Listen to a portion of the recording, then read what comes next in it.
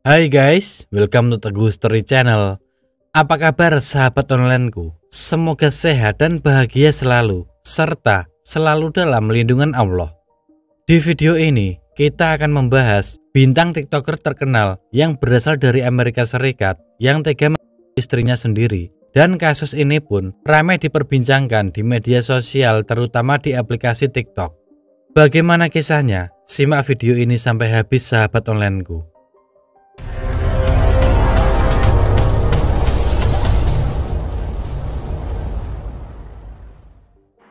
Sejauh manakah kepercayaan kalian apabila melihat pasangan kekasih atau suami istri itu memamerkan kebahagiaan mereka di laman media sosial? Adakah kalian benar-benar percaya mereka sedang bahagia atau semua itu hanya satu kepalsuan semata-mata untuk menutupi keretakan hubungan yang sedang dialami? Pada tanggal 25 Oktober 2021, dunia telah digemparkan dengan kabar seorang TikToker terkenal yang bunuh istri dan teman prianya yang kepergok berduaan di apartemen. Ia adalah Ali Nasar Abu Laban atau biasa dipanggil Ali Abu Laban. Ali Nasar Abu Laban menjadi terdakwa pembunuhan istrinya Ana Abu Laban dan teman prianya Rayben Cadenas Barron. Ali Abu Laban merupakan seorang TikToker terkenal berusia 29 tahun. Ia mempunyai hampir 1 juta pengikut di akun TikToknya @jinkid. Ali Abu Laban memiliki istri bernama Ana Abu Laban berusia 28 tahun. Ana juga memiliki akun TikTok bernama @anamaSewindu dan memiliki pengikut sebanyak 38.000 orang. Ali dan Ana merupakan pasangan yang serasi, wajah yang tampan dan cantik, hidup dalam kemewahan, keluarga yang lengkap dengan dikaruniai seorang anak. Tapi itu hanya ada di layar kaca. Kehidupan Ana dan Ali sebenarnya jauh berbeda dari apa yang ada di layar kaca media sosial. Ali berasal dari Palestina, akan tetapi Ali lahir dan besar di Staten Island, Amerika Serikat pada tanggal 18 Mei 1992. Ali merupakan seorang senior IT Network Engineer untuk pemerintah federal. Dan setelah mendapatkan sertifikasi teknis yang berhubungan dengan IT, Ali mulai bekerja di berbagai toko retail. Hingga akhirnya ia bertemu dengan seorang wanita bernama Anna Mary. Diketahui, selain parasnya yang cantik, Anna suka bergaul dengan orang baru dan cukup aktif di sosial media. Setelah menjalin hubungan dengan Ali, keduanya merasa cocok dan memutuskan untuk menikah pada bulan Januari tahun 2017. Pernikahan mereka berjalan baik-baik saja dan tampak bahagia dengan dikaruniai seorang putri bernama Amara. Mereka tinggal di sebuah apartemen di San Diego, Amerika Serikat.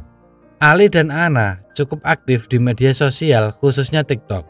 Ali dikenal sebagai komedian yang sering memerankan Tony Montana dari film Scarface tahun 2003. Selain itu, ia juga sering mengunggah konten tentang kemesraannya bersama istrinya Ana. Saking mesranya, banyak pengikutnya yang merasa iri dan menyebut mereka sebagai couple goals. Selain Ali, Ana juga memiliki akun TikTok sendiri. Di dalam akunnya, ia sering mengunggah video tentang kehidupan dirinya sehari-hari bersama dengan anak dan suaminya Ali. Ana dan Ali begitu tampak mesra dan bahagia di dalam unggahan-unggahan yang mereka bagikan yang membuat orang iri terhadap keharmonisan rumah tangganya. Akan tetapi, itu jauh berbeda dengan kehidupan aslinya. Dan itu seperti pencitraan saja. Kehidupannya sebenarnya tidak semanis yang orang lihat di media sosial. Diketahui, Ana pernah mengungkapkan kepada temannya bahwa Ali telah menjalin hubungan dengan wanita lain. Hal ini pula mengakibatkan Ana dan Ali jadi sering cekcok. Ditambah lagi, Ali menjadi semakin protektif terhadap Ana. Ali melarang Ana untuk bertemu dengan banyak orang dan menjadi sangat cemburuan. Padahal sebenarnya yang menjalin hubungan dengan orang lain yaitu Ali sendiri. Perubahan Ali tersebut membuat Ana semakin tidak nyaman. Sebab Ana yang suka bersosialisasi dengan banyak orang menjadi tidak bisa bersosialisasi lagi. Dan itu sangat bertentangan dengan karakter Ana yang suka bersosialisasi. Menurut sepupu Ali, dari kecil Ali dikenal orang yang insecure atau tidak percaya diri. Selain itu, Ali juga merupakan orang yang susah mengontrol emosinya sendiri. Tak jarang, ia berbuat kasar kepada Ana saat mereka cekcok. Ana pun tidak tinggal diam.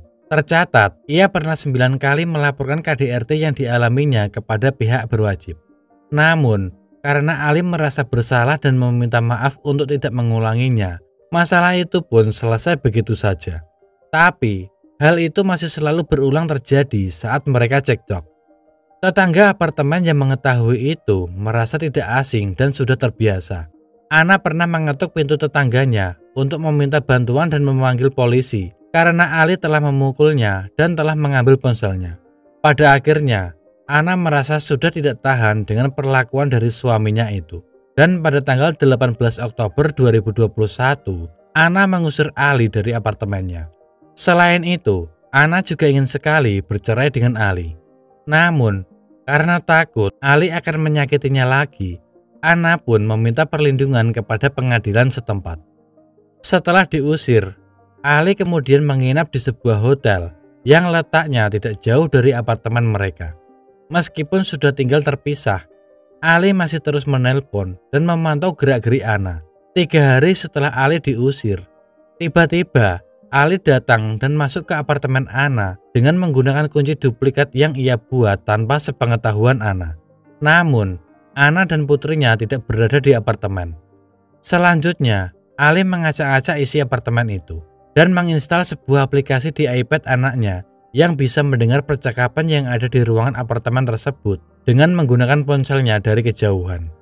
Tak selang beberapa lama, Ana pun pulang dan betapa kaget dirinya melihat apartemennya berantakan dan acak-acakan. Meskipun begitu, ia tetap tenang karena ia tahu kalau itu perbuatan Ali. Ana justru asik dan bercanda dengan teman prianya yang bernama Rayben Cardenas Baron. Diketahui, Ana pulang ke apartemennya ditemani temannya itu, yang diketahui juga Ray tengah dekat dengan Ana. Di lain sisi, Ali justru terkaget-kaget karena mendengar Ana asik bercanda dengan seorang pria melalui ponsel yang sudah disinkronkan dengan iPad anaknya itu. Padahal, sebenarnya Ali ingin mengetahui bagaimana reaksi Ana dengan apartemennya yang acak-acakan. Namun, justru hal lain yang ia dengar. Mendengar hal itu, Ali menjadi naik pitam, mendidihlah darahnya. Ia kemudian bergegas menuju apartemen Ana dengan membawa senpi miliknya. Sesampainya di apartemen, Ali masuk menggunakan kunci duplikatnya dan setelah membuka pintu, betapa terkejutnya Ali melihat Ana sedang bermesraan dengan teman prianya tersebut. Hatinya serasa bagikan dicambuk berkali-kali lipat. Ali kemudian mendekati mereka dengan mengacungkan senpi ke arah mereka. Dengan dipenuhi emosi yang meledak-ledak, Ali melepaskan tembakan ke arah Ray sebanyak 3 kali dan mengenai pipi, leher, dan kepala bagian belakang Ray. Tak sampai di situ, Ali berpindah haluan ke arah Ana dan melepaskan tembakan sebanyak 1 kali tepat di kening Ana. Keduanya pun meninggal di tempat. Melihat Ana dan teman prianya sudah tidak bernyawa lagi, Ali lantas menelpon 911 dan memberitahukan saat ia masuk ke apartemen itu, ia melihat Ana dan Ray sudah terbujur kaku dengan luka tembak di kepala masing-masing.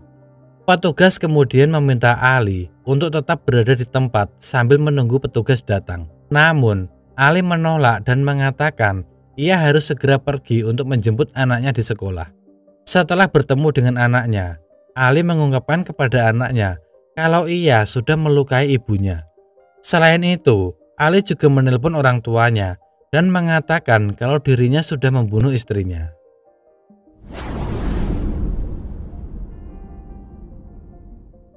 Saat petugas tiba di tempat, mereka tidak menemukan Ali dan hanya menemukan 2 orang yang terbujur kaku dengan luka tembak di kepala masing-masing. Petugas lalu memeriksa dan mendapatkan keterangan dari tetangga yang mengatakan sesaat setelah mendengar suara tembakan, ia melihat Ali pergi tergesa-gesa sambil berteriak tidak jelas. Hal ini pun membuat petugas kebingungan sebab keterangan yang diperoleh dari tetangga itu berbeda dengan keterangan yang diberikan oleh Ali. Hingga akhirnya petugas mengarahkan anggotanya untuk memburu Ali karena kemungkinan besar Ali lah pelaku penembakan itu. Tidak butuh waktu lama, Ali pun berhasil diamankan tanpa perlawanan di dalam mobilnya saat bersama dengan anaknya. Petugas juga menemukan barang bukti senpi di dalam mobil Ali. Saat diperiksa, Ali mengelak bukan dia pelakunya. Bahkan, ia juga terlihat gemetar dan menangis histeris di ruang sidang selama dakwaan dibacakan. Ia pun masih tetap mengelak meskipun bukti-bukti yang diberikan petugas sudah sangat jelas. Bahkan, ada CCTV yang memperlihatkan Ali berlari di lorong apartemen Ana sesaat setelah terdengar suara tembakan. Walaupun begitu, Ali tetap merasa dirinya tidak bersalah. Ia justru menyalahkan Ana dan mengatakan kalau Ana suka pergi dengan pria lain sampai-sampai harus meninggalkan anaknya dan membuat Ali kesal. Mendengar hal itu, keluarga dan teman-teman Ana membantah omongan Ali tersebut. Mereka justru menuduh Ali berbohong dan manipulatif. Mereka juga mengungkapkan kalau Ali adalah orang yang sulit mengontrol emosinya dan overprotective terhadap istrinya. Atas perbuatannya, Ali diancam dengan hukuman penjara seumur hidup tanpa adanya kesempatan memperoleh keringanan sedikit pun. Kini, Ali ditahan oleh pihak kepolisian San Diego. Dengan ditahannya Ali, pengacara Ali mencoba untuk mengajukan jaminan. Namun, polisi menolak jaminan yang diajukan oleh pengacara Ali. Mereka menganggap jika Ali cukup berbahaya untuk dibiarkan bebas. Yang lebih membuat kita kesal, dalam wawancaranya, Ali terlihat sedih. Namun yang membuat Ali sedih bukan karena menyesal telah membunuh istrinya, melainkan sedih karena merasa sudah susah payah jadi seleb TikTok, tapi malah berakhir seperti ini. Dan semua itu gara-gara istrinya. Entah apa yang merasuki Ali sehingga tega berbuat seperti itu kepada istrinya sendiri dan membuat anaknya berpisah dengan ibunya. Dari kasus ini bisa kita petik pelajaran bahwasannya kehidupan seseorang yang ditampilkan di media sosial belum tentu sama dengan kenyataannya. Bisa jadi hanya pencitraan saja atau bahkan hanya untuk terlihat baik di mata orang lain. Hal ini juga memberikan pelajaran kepada kita agar kita lebih pandai dan bijak dalam menilai realita di sosial media. Sekian dari kisah ini. Bagaimana menurut sahabat onlineku tentang kasus ini? Bisa komen di bawah. Dan semoga kita bisa mengambil hikmah dari kasus yang aku bawakan hari ini. Bagi yang belum subscribe, bisa tekan tombol subscribe, like, komen, dan share. Serta nyalakan lonceng notifikasinya agar sahabat onlineku tidak ketinggalan video dari aku selanjutnya. Tetap jaga kesehatan, berhati-hati dalam setiap aktivitas. Dan juga yang mau request tentang kasus-kasus yang ingin aku bawakan, bisa DM di Instagram Teguh Story Channel atau bisa juga komen di bawah. Sampai jumpa lagi di video selanjutnya. Terima kasih.